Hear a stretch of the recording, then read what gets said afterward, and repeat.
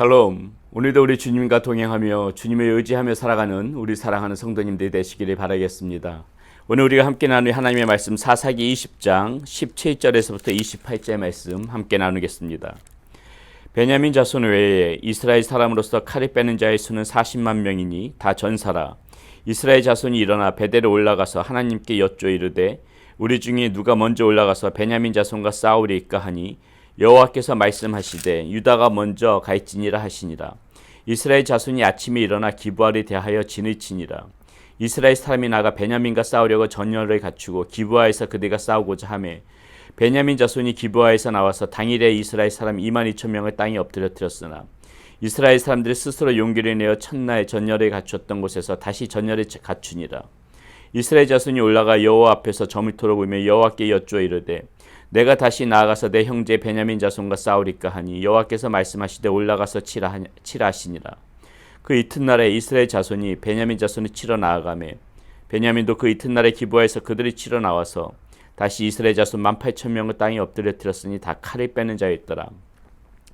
이에 온 이스라엘 자손 모든 백성이 올라가 베델에 이르러 울며 거기서 여호와 앞에 앉아서 그날이 저물토록 금식하고 번제와 화목제를 여호와 앞에 드리고 이스라엘 자손이 여호와께 부르니라.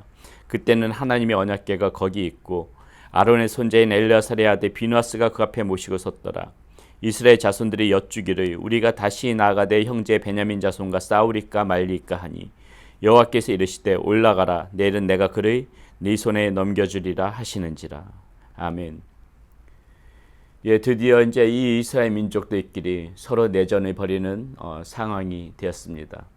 오늘 이 말씀 가운데 17절 말씀에 보니까는 베냐민 자손 외에 이스라엘 사람으로서 칼을 빼는 자의 수가 40만 명이었다. 이스라엘 민족이 가나안 땅을 정복할 때 군사가 60만 명이었거든요.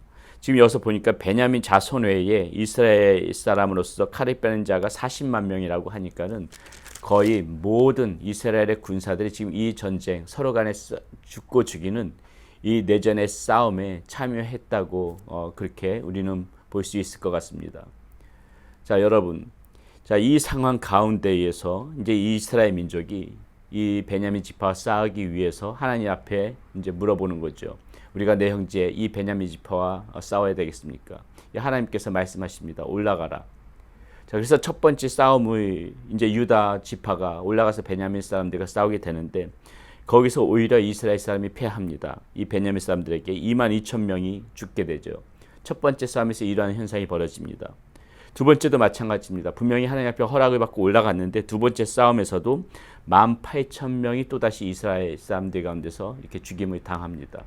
또 역시 전쟁에서 지게 되는 것이죠. 자, 하나님께 분명하게 이렇게 허락도 받고 또 이 이스라엘 민족들 가운데는 이 전쟁에 대한 명분도 있었지요. 분명히 이 베냐민 지파 굉장히 잘못된 그러한 선택을 했던 사람들이고 또 하나님 앞에 범죄했던 사람들입니다. 이들의 심판할 그런 분명한 명분도 있었지요. 하나님 앞에 허락도 받고 명분도 있었음에도 불구하고 이 두 차례의 전투에서 이스라엘이 이렇게 패배하게 된 것입니다. 우리는 이 상황을 어떻게 이해해야 될까요? 여기에 보게 되면은 우리는 이 하나님의 크신 뜻을 발견할 수가 있습니다. 이 이스라엘의 이 내전 원인 가운데 하나님께서는 분명하게 이 베냐민 지파의 문제만을 보시는 것이 아니라 이스라엘 이 민족 전체의 문제점도 하나님께서는 지적을 하시는 것이에요. 그 결과가 두 차례 이스라엘 민족의 이 패배로 나타나는 것입니다. 우리는 전체적으로 이 말씀 가운데에서 이스라엘의 전체적인 이 민족의 문제를 하나님께서 심판하고 계시다는 그 사실을 오늘 이 말씀 가운데서 먼저 봐야 되는 것입니다. 하나님께서는 이 이스라엘 민족이 패배하는 것이 하나님께서는 분명하게 하나님의 의도 가운데 있으셨다는 것이에요. 자, 이스라엘 도대체 어떤 문제가 있습니까? 우리가 그동안 이 사사기의 말씀을 쭉 보면서 많은 문제점들이 있었지만 우리는 크게 이 이스라엘 가운데 어떠한 죄악이 도사리고 있는지 크게 우리가 세 가지로 볼 수가 있습니다. 첫 번째 무엇이냐면요, 하나님 말씀에 대한 불순종입니다. 하나님 말씀에 대한 불순종. 분명히 하나님께서는 이스라엘 백성들에게 가나안 땅에 도착했을 적에 너희들은 그 모든 가나안에 있는 이방 민족들을 쫓아내라고 하나님께서는 그렇게 말씀하셨어요. 그러나 어떻습니까? 이 이스라엘 백성들은 그 하나님의 말씀에 오히려 불순종하면서 쫓아내는 것이 아니라 가나안 사람들의 그 모습으로 동화되어져 갔다는 것입니다. 그들과 더불어 살면서 그들의 풍습, 문화, 종교 이 모든 것들에 동화되어져 갔어요. 가나안화 되어져 버렸다는 것이죠. 이것은 결코 하나님의 뜻이 아니었던 것입니다. 철저하게 하나님의 말씀에 불순종했던 것이죠. 또 어떤 이스라엘 사람들의 문제가 있었습니까? 배교입니다. 하나님 이외에 다른 신을 뒀던 것이에요. 가나안 신을 섬기는 것이 이 이스라엘 사람들의 풍습, 생활 가운데 스며들어갔던 것입니다. 이것은 철저하게 하나님의 율법의 가장 첫 번째를 어기는 것이기 때문에 하나님 앞에서 큰 범죄지요. 그런데 이 이스라엘 사람들은 아무렇지도 않게 그것을 행했다는 것이죠. 세 번째는 무엇입니까? 우리가 요 며칠 동안 계속해서 말씀을 나누어 왔지만은 하나님의 뜻대로 살아가는 것이 아니라 자기의 소견대로 하나님의 뜻과 상관없이 자기가 옳다고 생각하는 대로 그렇게 이스라엘 사람들이 살아왔다는 것입니다.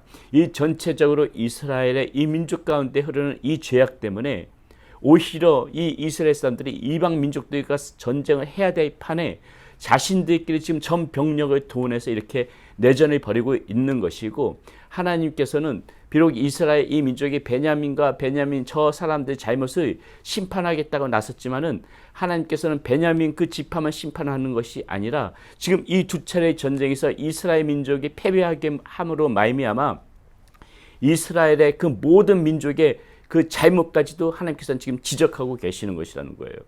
자, 이러한 상황에 두 차례의 전쟁에서 실패를 하고 나서 이스라엘 민족이 그나마 정신을 차리는 모습이 우리 말씀 가운데 보게 되면은 26절에 이렇게 나옵니다.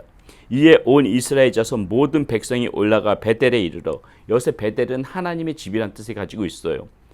거룩한 장소지요. 자, 이 베델에 와서 어떻게 하냐면요, 울며 거기서 여호와 앞에 앉아서 그날에 저물토록 금식하고 번제와 화목제를 여호와 앞에 드리고.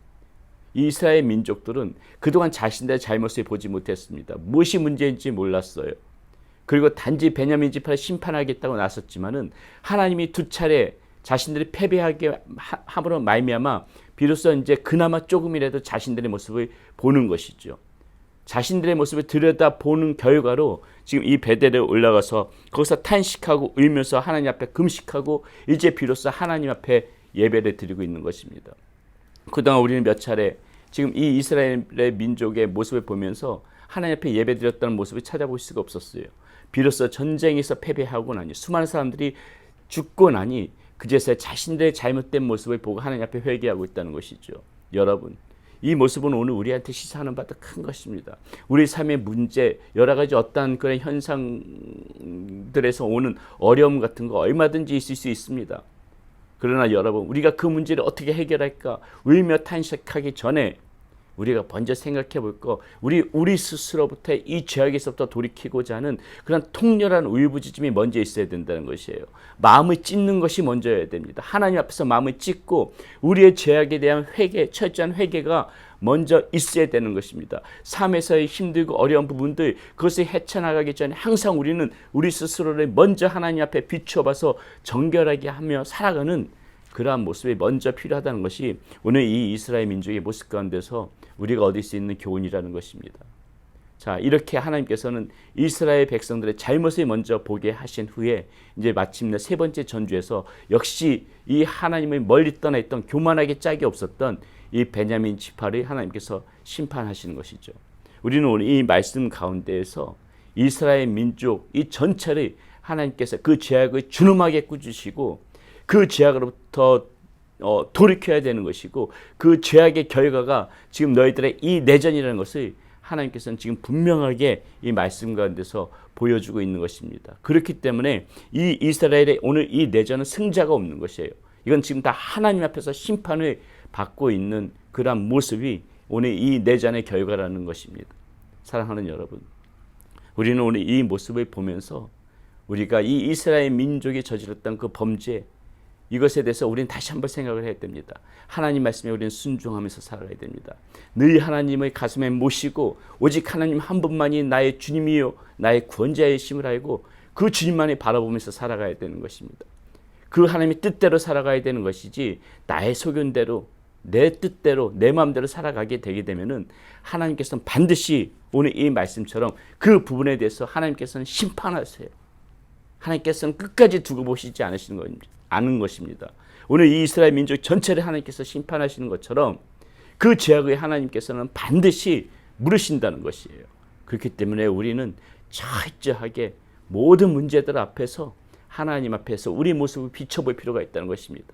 우리의 모습을 하나님의 뜻에 비춰보면서 잘못된 부분들, 죄악된 부분들이 있다면 철저하게 우리 안을 정결하게 하는 그런 회개의 작업이, 그 회개의 기도가 반드시 먼저 수반되어져야만이 우리가 하나님 안에서 살아갈 수 있다는 것, 우리는 오늘 말씀 가운데서 중요한 그런 하나님의 메시지로 받으셔야 될 것 같습니다.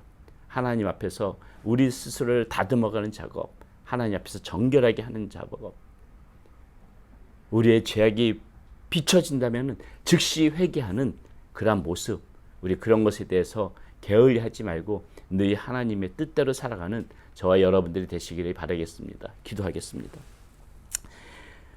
하나님, 오늘 이스라엘 전 군사들이, 이 전 민족이 서로 죽고 죽이는 내정 가운데에 빠지고 있는 이 장면, 그 누가 잘했다고 할 것도 없이 하나님께서는 전체적으로 이 이스라엘 민족이 지금 그 죄악을 심판하고 있는 그 상황을 우리는 오늘 말씀 가운데서 볼 수가 있습니다. 하나님의 말씀에 불순종함으로 나타난 결과입니다. 하나님 한 분만을 여호와 하나님으로 모시지 않고 헛된 우상에 정신을 팔고 그 가운데 빠져 살았던 이 이스라엘 민족을 심판하는 모습을 오늘 말씀 가운데서 우리가 볼 수 있습니다. 하나님의 뜻대로 살지 못하고 내 마음대로 내 소견대로 살았던 그 모습이 오늘 이 이스라엘의 심판 가운데 나타납니다. 하나님께서는 그 죄악에 대하여 반드시 심판하시는 그 하나님을 우리는 다시 한번 말씀 속에서 찾습니다. 하나님, 그러므로 우리가 우리 스스로가 그 죄악들이 있는 부분들이 있다면 하나님, 우리가 먼저 하나님 앞에 통렬하게 마음을 찢고 하나님 앞에 회개하면서 나가게 하여 주시옵소서. 하나님 앞에서 정결하게 살아가려고 하는 몸부림이 우리 삶 가운데 있게 하여 주시옵소서. 늘 하나님을 의식하면서 하나님께서 주시는 마음으로 살아갈 수 있도록 주여 오늘도 우리들의 주의 긍휼의 손으로, 능력의 손으로 우리들을 붙들어 주시고 인도하여 주시옵소서. 우리 주 예수 그리스도의 이름으로 감사하며 기도드렸습니다. 아멘.